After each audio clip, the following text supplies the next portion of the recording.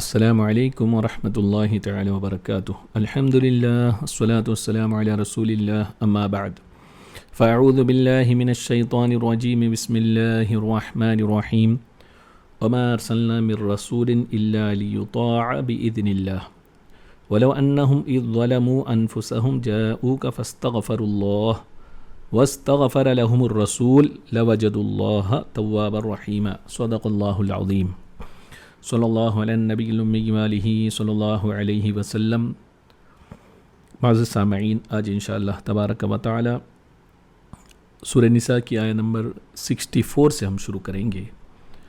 اللہ تعالی فرماتا ہے وما ارسلنا من رسول الا لیطاع باذن اللہ، اور ہم نے کوئی رسول نہ بھیجا مگر اس لیے کہ اللہ کے حکم سے اس کی اطاعت کی جائے۔ وَلَوْ أَنَّهُمْ إِذْ ظَلَمُوا أَنفُسَهُمْ، اور اگر جب وہ اپنی جانوں پر ظلم کریں، جَاءُوكَ فَاسْتَغْفَرُوا اللَّهَ، تو اے محبوب تمہارے حضور حاضر ہوں اور کیا کریں؟ فَاسْتَغْفَرُوا اللَّهَ، پھر اللہ سے معافی چاہیں، وَاسْتَغْفَرَ لَهُمُ الرَّسُولُ، اور رسول ان کی شفاعت فرمائیں، لَوَجَدُوا اللَّهَ تَوَّابًا رَحِيمًا، تو ضرور اللہ کو بہت توبہ قبول کرنے والا مہربان پائیں۔ اس آیت کریمہ میں پہلی بات تو یہ بتائی گئی کہ رسول کو اللہ تبارک و تعالی جو اس دنیا میں بھیجتا ہے اس کا مقصد کیا ہے؟ تو اللہ تعالیٰ نے فرمایا لیطاع باذن اللہ، تاکہ ان کی اطاعت کی جائے۔ یہی وجہ ہے کہ اللہ تبارک و تعالی انبیاء اکرام کو معصوم، گناہوں سے پاک رکھتا ہے، معصوم بنا کر دنیا میں بھیجتا ہے، کیونکہ جو خود گناہ کے مرتکب ہوں گے تو وہ دوسروں کو جو ہے اتباع کا حکم کیسے دے سکیں گے، لوگ ان کی اتباع کیسے کریں گے؟ اس لیے اللہ تبارک و تعالیٰ نے انبیاء اکرام کو معصوم بنایا، پھر حکم دیا کہ ان کی اطاعت کی جائے۔ پھر اللہ تعالیٰ نے فرمایا وَلَوْ أَنَّهُمْ إِذْ ظَلَمُوا أَنفُسَهُمْ، اگر اپنی جانوں پر ظلم کر بیٹھو تو کیا کرنا چاہیے؟ تو اللہ تبارک و تعالیٰ نے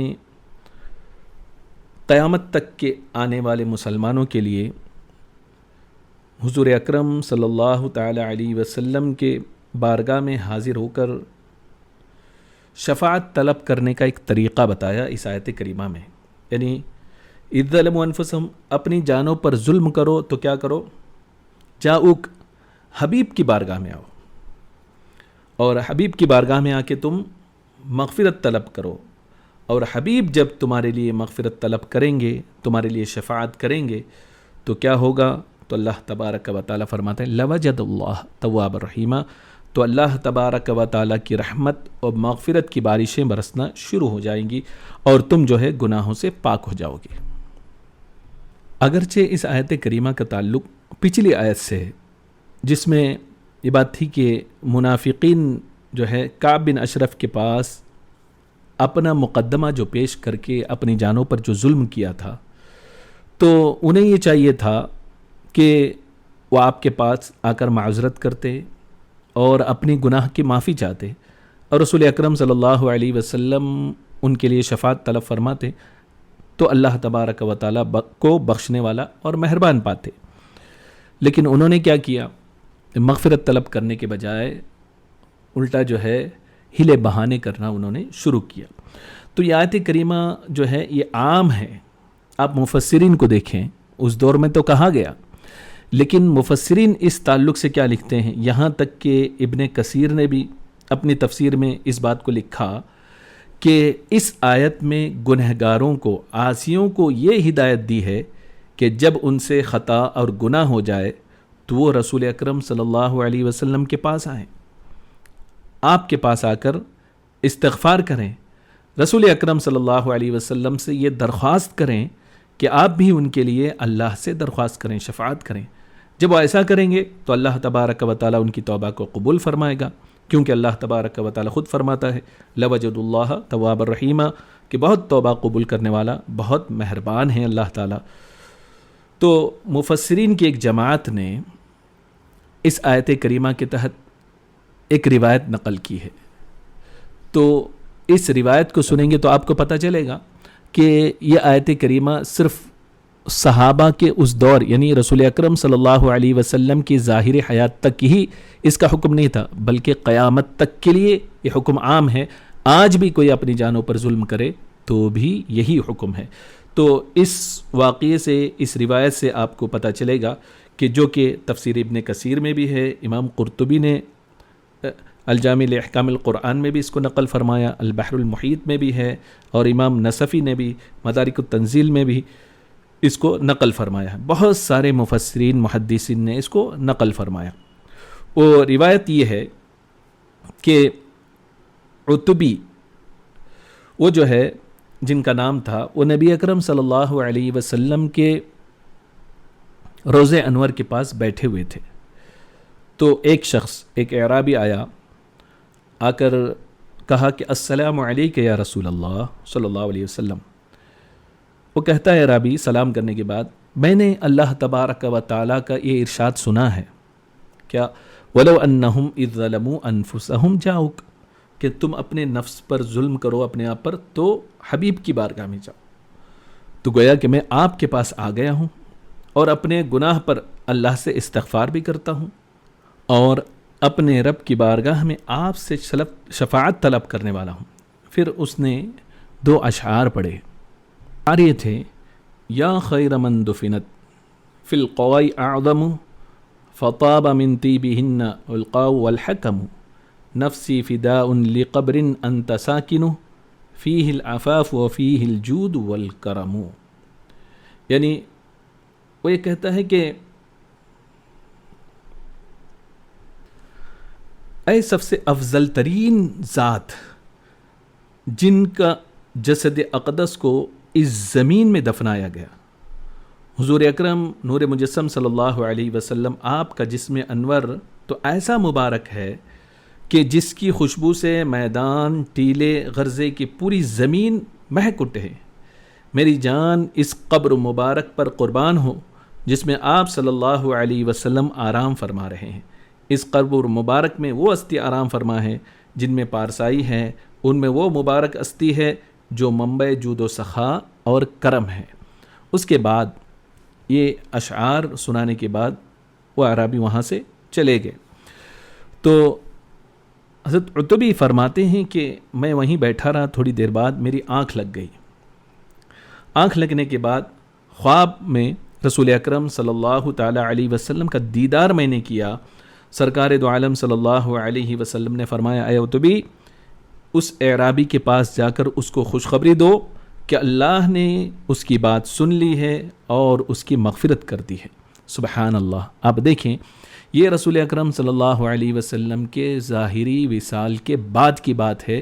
بعد میں وہ اعرابی آئے اور سرکار صلی اللہ علیہ وسلم کے قبر مبارک کے سامنے وہی آیت کو انہوں نے تلاوت کی، وَلَوْ أَنَّهُمْ إِذْ ظَلَمُوا أَنفُسَهُمْ جَاءُوكَ فَاسْتَغْفَرُوا اللَّهَ وَاسْتَغْفَرَ لَهُمُ الرَّسُولُ لَوَجَدُوا اللَّهَ تَوَّابًا رَحِيمًا۔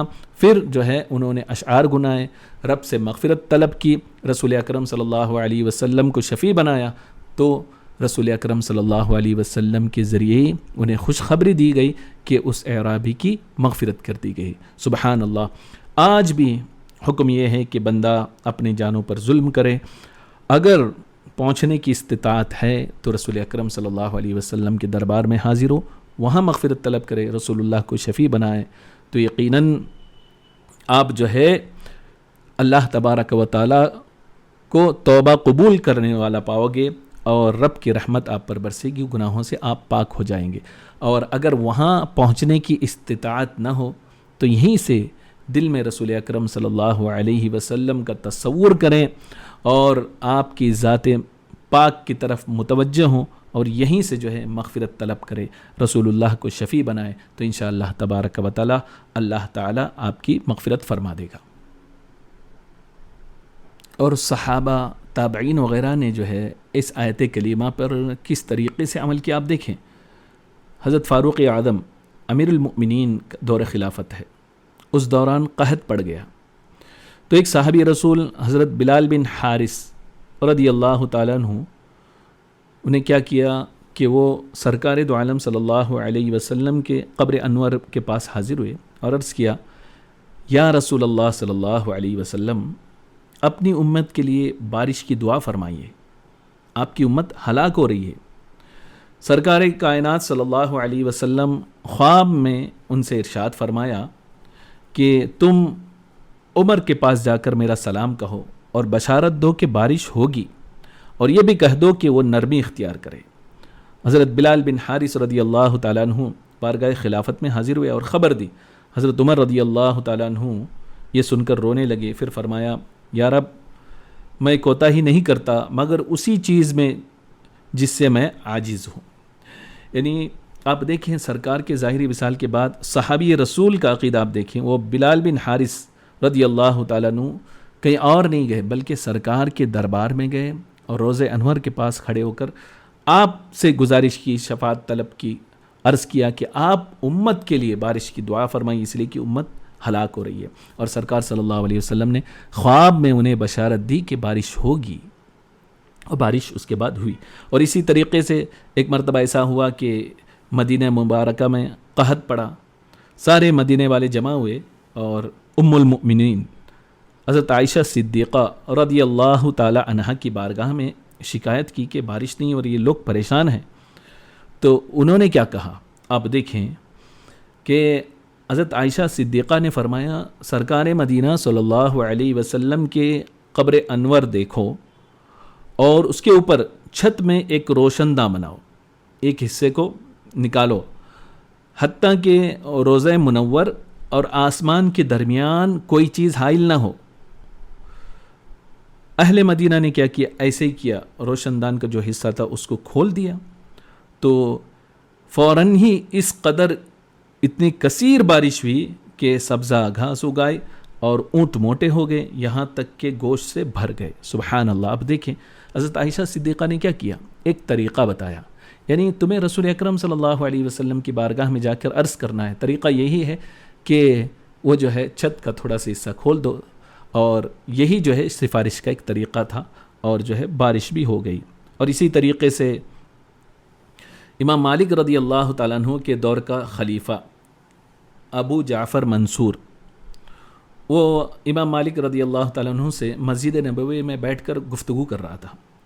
دوران گفتگو خلیفہ منصور کی جو ہے آواز بہت بلند ہو گئی، مسجد نبوی کے اندر تھے، تو امام مالک رضی اللہ تعالیٰ عنہ نے اسے ڈانٹتے ہوئے آپ نے فرمایا اے امیر المؤمنین، اس مسجد میں آواز اونچی نہ کرو، کیونکہ اللہ تعالیٰ نے ایک جماعت کو ادب سکھایا کہ تم اپنی آوازوں کو نبی اکرم صلی اللہ علیہ وسلم کی آواز سے بلند مت کرو۔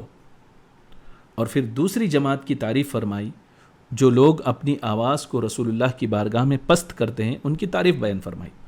اور ایک قوم ایسی ہے جن کی اللہ تعالیٰ نے مذمت بیان کی ہے، کون؟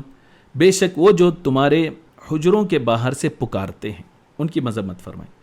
بے شک آپ صلی اللہ علیہ وسلم کی عزت اور حرمت اب بھی اسی طرح ہے جس طرح آپ صلی اللہ علیہ وسلم کی ظاہری حیات میں تھی۔ یہ سن کر ابو جعفر منصور بادشاہ خاموش ہو گیا۔ پھر حضرت امام مالک رضی اللہ تعالیٰ عنہ سے پوچھا کہ اے ابو عبداللہ، آپ بتائیں میں دعا کروں تو رسول اللہ کی بارگاہ میں ہوں، اور دعا کروں تو قبلے کی طرف منہ کر کے دعا مانگوں، یا رسول اکرم صلی اللہ تعالی علیہ وسلم کی طرف متوجہ ہو جاؤں؟ تو امام مالک کا جواب سنیں۔ آپ فرماتے ہیں کہ تم کیوں حضور اکرم صلی اللہ علیہ وسلم سے منہ پھیرتے ہو، حالانکہ حضور اکرم صلی اللہ علیہ وسلم تمہارے اور تمہارے والد حضرت آدم علیہ السلام کے بروز قیامت اللہ کی بارگاہ میں وسیلہ ہیں، بلکہ تم حضور اکرم صلی اللہ علیہ وسلم کی طرف ہی متوجہ ہو کر آپ سے شفاعت مانگو، پھر اللہ تبارک و تعالی آپ کی شفاعت کو قبول فرمائے گا۔ آپ دیکھیں امام مالک رضی اللہ تعالیٰ عنہ نے کیا درس دیا کہ رسول اکرم صلی اللہ علیہ وسلم سے شفاعت طلب کرنے کا حکم دیا، اور روضہ انور کی طرف منہ کر کے جو ہے دعا کرنے کا حکم دیا۔ اور مسند احمد کی حدیث میں، اور آپ دیکھیں عقیدے کی پختگی کے لیے ایک حدیث سناتا چلوں۔ مروان کا زمانہ تھا، وہ اپنے زمانے تسلط میں ایک شخص کو دیکھا جو رسول اکرم صلی اللہ تعالیٰ علیہ وسلم کے قبر انور پر اپنا منہ رکھے ہوئے ہیں، مروان نے کیا کیا، اس نے ان کے گردن کو پکڑ کر کہا جانتے ہو تم کیا کر رہے ہو؟ اس پر ان صاحب نے ان کی طرف متوجہ کر فرمایا ہاں میں، یعنی وہ ذات جو رسول اللہ کے قبر انور پر اپنا چہرہ رکھے ہوئے تھے، اٹھ کر کہنے لگے میں کسی اینٹ پتھر کے پاس نہیں آیا ہوں، میں تو رسول اللہ کے دربار میں حاضر ہوا ہوں۔ میں نے رسول اکرم صلی اللہ علیہ وسلم کو ارشاد فرماتے ہوئے سنا کہ دین پر نہ رو جب اس کا اہل اس پر والی ہو، ہاں اس وقت دین پر رو جب نا اہل والی ہو۔ یہ صحابی رسول حضرت ابو ایوب انصاری رضی اللہ تعالی عنہ تھے۔ یعنی وہ اپنا گویا کہ اس حدیث سے بات سمجھ میں آتی ہے کہ وہ رسول اکرم صلی اللہ علیہ وسلم کے قبر انور پر اپنا چہرہ رکھ کے گویا کہ اس طریقے سے پیش آ رہے تھے گویا کہ رسول اکرم صلی اللہ علیہ وسلم کو اپنا دکھڑا سنا رہے ہوں۔ تو کسی نے اعتراض کیا تو صاف طور پر انہوں نے فرما دیا کہ میں کسی پتھر کے پاس نہیں آیا ہوں بلکہ رسول اکرم صلی اللہ تعالی علیہ وسلم کے دربار میں حاضر ہوا ہوں۔ تو اس آیت کریمہ سے بہت ساری باتیں ہمیں سمجھ میں آتی ہے کہ اعلیٰ حضرت نے فرمایا وہی رب ہے جس نے تجھ کو ہمتن کرم بنایا، ہمیں بھیک مانگنے کو تیرا آستہ بتایا۔ تو اپنے آپ پر ظلم کرو تو فرمایا گیا جاؤ حبیب کی بارگاہ میں جاؤ۔ 4 باتیں اس آیت کریمہ میں خصوصی طور پر ہمیں سمجھ میں آتی ہے۔ ایک ہے کہ اللہ کی بارگاہ میں حاجت پیش کرنے کے لیے اس کے مقبولوں کو وسیلہ بنانا، یہ جو ہے دعا کی قبولیت کا ذریعہ ہے۔ دوسری بات، قبر انور پر حاجت کے لیے حاضر ہونا، یہ جو ہے خیر القرون سے آج تک یہ سلسلہ جاری ہے اور ایک اچھا طریقہ ہے۔ اور پھر ایک بات یہ بھی سمجھ میں آئی کہ وصال کے بعد جو مقبولان بارگاہ ہیں، جو نیک بندے ہیں، ان کو جو ہے یا کے ساتھ ندا کرنا، یا رسول اللہ بولنا جائز ہے، اس لیے کہ صحابہ نے قبر انور کے پاس بھی جا کر یا رسول اللہ ہی کہا تھا۔ چوتھی بات، یہ بات سمجھ میں آتی ہے کہ مقبولان بارگاہ الہی مدد فرماتے ہیں، ان کی دعا سے حاجت روائی ہوتی ہے۔ تو یہ 4 باتیں خصوصی طور پر اس سے سمجھ میں آئی۔ تو قیامت تک کے لیے حکم یہ ہے کہ اپنے جانوں پر ظلم کرو، رسول اکرم صلی اللہ تعالی علیہ وسلم کے بارگاہ میں حاضر ہو کر مغفرت طلب کریں، رسول اللہ کو شفیع بنائیں، تو اللہ تبارک و تعالیٰ تمہاری دعاؤں کو ضرور قبول فرمائے گا۔ اللہ تبارک و تعالیٰ سرکار دو عالم صلی اللہ علیہ وسلم کے وسیلے سے ہم سب پر کرم فرمائے، رحم فرمائے، آمین۔ الحمدللہ رب العالمین، استغفر اللہ ربی من کل ذنب واتوب الیہ۔